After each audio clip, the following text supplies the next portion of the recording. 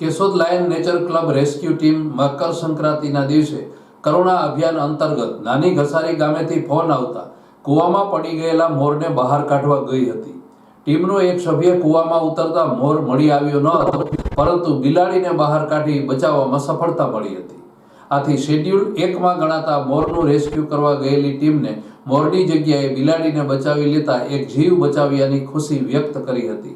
સામાન્ય રીતે લુપ્ત થતી પ્રજાતિ અથવા જેની ખાસ આવશ્યકતા હોય તેવા શેડ્યુલ 1માં આવતા પક્ષી કે પ્રાણી બચાવવા એ ખૂબ મોટી સફળતા ગણવામાં આવતી હોય છે।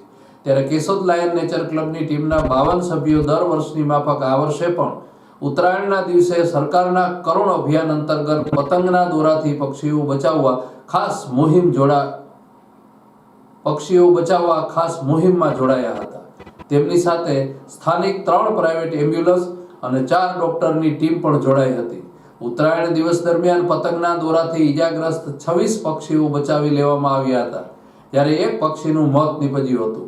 તેવામાં સાંજના સમયે કેશોદના ઘસારી ગામેથી એક ખેડૂતે કૂવામાં મોર પડી ગયો તેને બચાવવા રેસ્ક્યુ ટીમને જાણ કરી હતી। આથી રેસ્ક્યુ ટીમે આવી કૂવામાં ઉતરી મોરને બચાવવા કાર્યવાહી હાથ ધરી હતી। ત્યારે કૂવામાં મોર જોવા મળ્યો ન હતો, પરંતુ કૂવામાં પડી ગયેલી એક બિલાડીને બહાર કાઢી બચાવી લેવામાં આવી હતી।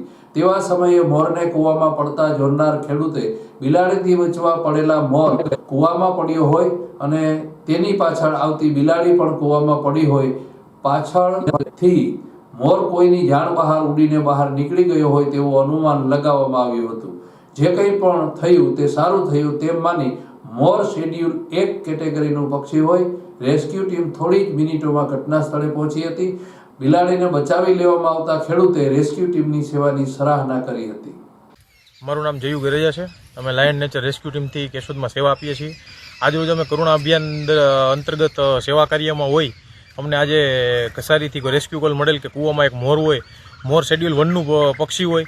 અમને જાણ થતાં અમે ફટાફટ રેસ્ક્યુ સ્થળે પહોંચેલ અને કૂવામાં ઉતરતા અમને કૂવામાં મોર જોવા ના મળેલ, પરંતુ મોરને બદલે બિલાડી ત્યાં અંદર જોવા મળેલ। એટલે અમને એવી શંકા છે કે કદાચ મોરના શિકાર માટે બિલાડી પણ એમની સાથે અંદર જતી રહી હોય અને મોર સ્વસ્થ થઈ અને ઉડીને બહાર નીકળી ગયો હોય।